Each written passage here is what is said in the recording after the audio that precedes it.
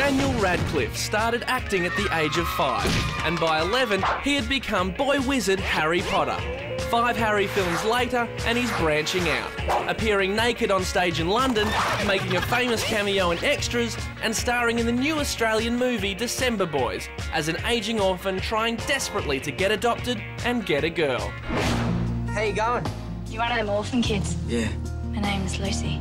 They're desperate for a good home, and here you are, desperate for children. They're gonna adopt one of us. They're gonna choose which one of us they like best. What's the big deal about parents anyway? You think getting adopted is gonna fix anything?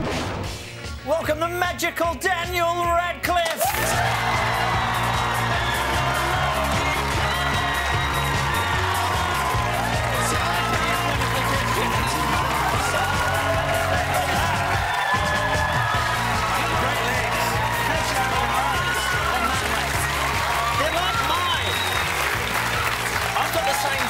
Really? Yeah. It's embarrassing, isn't it? Well, That's why I don't wear shorts. Yeah, I was just saying to Daniel, you probably noticed it on the shots up there, he's got fantastic legs. Good manly, hairy legs. Yes. That's what I like. I like a pint-sized pocket rocket with legs that go, you like that.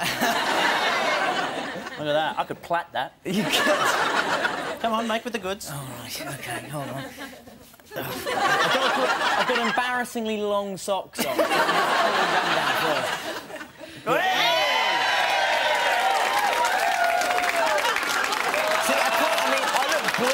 On top pale.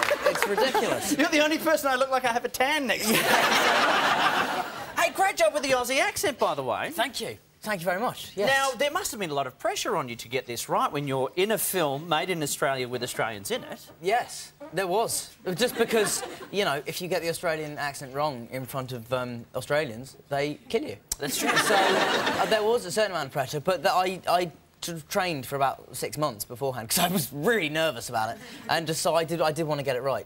So is there a phrase that they give you to make sure that you've got it right before you go out? You just say shrimp on the barbie and out you go or something? No, not really. There's really boring stuff like g'day, and also we took to saying bowling Shane and bowling Shane. And, but other than that, no, there was really nothing. And weirdly, that I was saying earlier, that the hardest phrase to say in the whole shoot was always boiled lamb. Boiled lamb? I mean, thankfully it only came out once. It's not a major plot point. Daniel, I hope you haven't spoiled the ending by saying that. The final scene is we're adopting the boiled lamb. Roll credits. Now you must have enjoyed this because you got to be the tall guy on set. I know. That would have been nice. It was fabulous, but unfortunately today I've literally just come from the premiere of the movie, and it's been almost 2 years since we shot the film, and so I've been reunited with all the kids. And James Fraser, who plays Spit, is taller than me now, which is devastating. I'm 18 and he's 14. I hate puberty. Yeah, I know. Don't like it. No. Hey, what about this though? For you, yeah. Speaking of all things, yeah. Speaking of all things, ladies, because you know yeah. To talk about the ladies. That takes me back. It does take you back. Because everyone's been making a big deal out of Harry Potter's first kiss, your first on-screen kiss, in December, Boys. I know. Your first total love scene with a lady. Yeah, exactly. And what a lady. Yeah. She's beautiful. So how were you with that? I was kind of nervous at first, but luckily she sort of, you know, Teresa had done a few of those scenes before, so she was a lot better at just making me not so nervous. Which is kind of the dynamic our characters have, because Maps is very sort of naive and innocent, and Lucy is worldly. So that was kind of good. That was a well-timed gulp just before that. Thank you. I've been rehearsing that in the mirror for about half an hour. And also you've just come from the theatre where you've been doing nude scenes, which I'm sure no one's asked you about at all. No, you know what? Funny enough, it's just no, that point has never been made. No, for some reason. Well, there's nothing wrong with that. No, it has, and yeah, it's one of those things everyone does tend to make quite a big deal over. But after the second or third time you've done it, you know, one audience is pretty much the same as another. You know, in that you won't be like thinking, God, here's a new group of people come to see me naked. You know, that just doesn't really enter into your head, to be honest. I couldn't. It's the one thing that would petrify the hell out of me. Yeah. It does the first couple of times, absolutely, but you totally get used to it. I'm sure you would.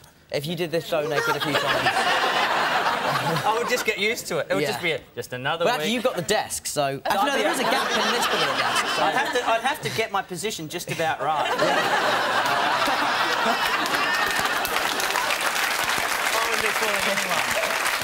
And of course, you mentioned your 18th. Yes. So, did you do anything for the 18th? I was actually at Lord's cricket ground watching India versus England, which was amazing, which was really, really cool. And then I just had a party later that night, and it was just great, really sort of quiet. And I was there at Lord's. I wasn't on my own. This sounds really sad.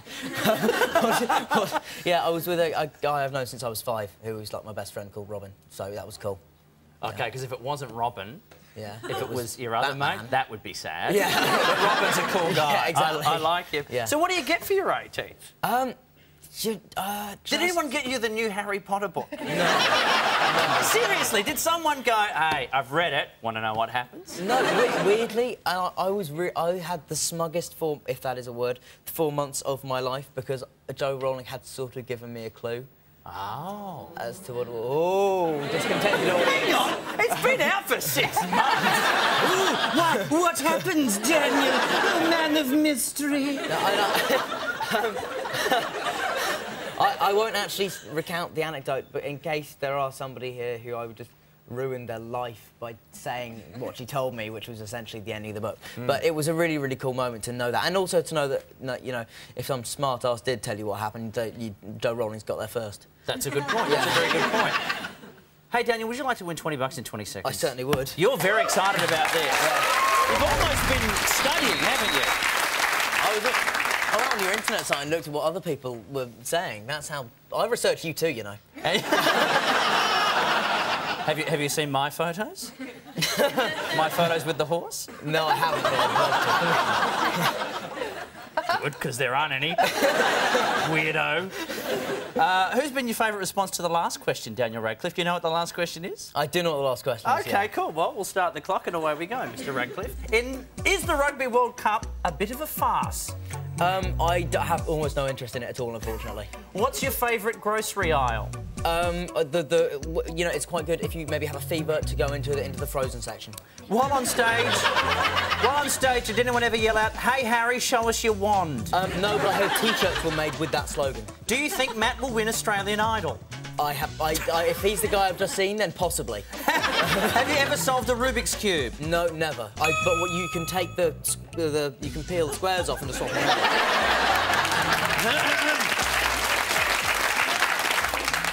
Daniel Radcliffe? Yeah.